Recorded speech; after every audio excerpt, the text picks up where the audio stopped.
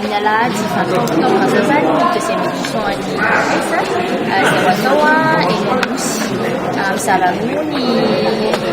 roa zany programme amin'ny androa manomboka amin'ny annexe Mahamasina eo fotoana voalohany da aveo manodidina ny Lac-Anosy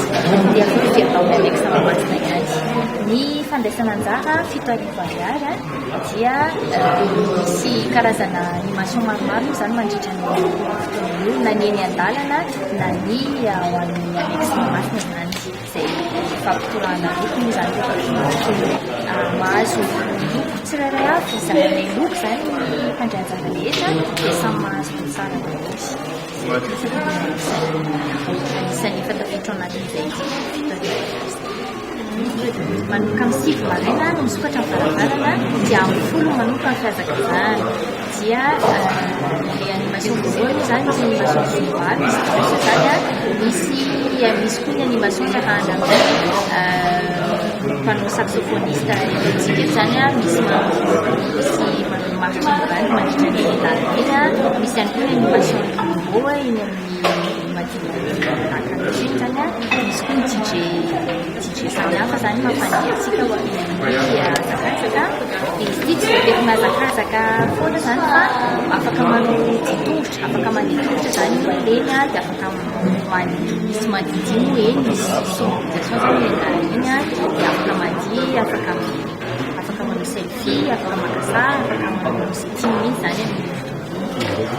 miaingo amin'ny annexe Mahamasina dia miara eo zany départ dia isaky ny 800 mètres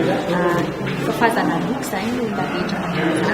dia amin'ny première partie zany zahay no mamafy loko an'io parefa deuxième partie amin'izay no zareny olona rehetra dia misy fotoana misy asiana loko iarahana rehetra tamin'ny fotoana zany tao amin'ny 2002 ny fandrianjana zany dia amin'izay miandry zay zany dia ny tena vizinay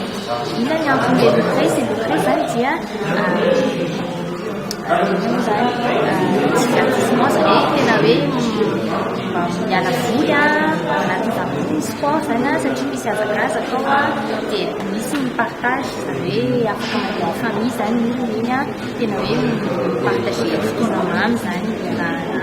entre namana na hoe izay hazakazaka izay zany dia misy olo partenaire miaramiasa aminay manoloana antsihetsika ity zany ohatra zavatra hitanay hoe tena ataontsika hoe nanalazy teny an-dalana ve zay zany zay tsisy hoe izy ny tonga voalohany tsy izay tonga voaloha zany no maharesy fa zay tena hoe hitanao mihitsy feno loko be dia hatrany ny volo rehetrarehetrany dia anisan'ny toko zany ny tanjona dia anaty association compassion de Madagascar zay manampy ny ankizy sahirana amin'ny resaka fanafody zany eny amin'ny fitarana dia ny fandraisantsika anjara zany amin'ny andro dia afahantsika manampy zaza sahirana zaza malaza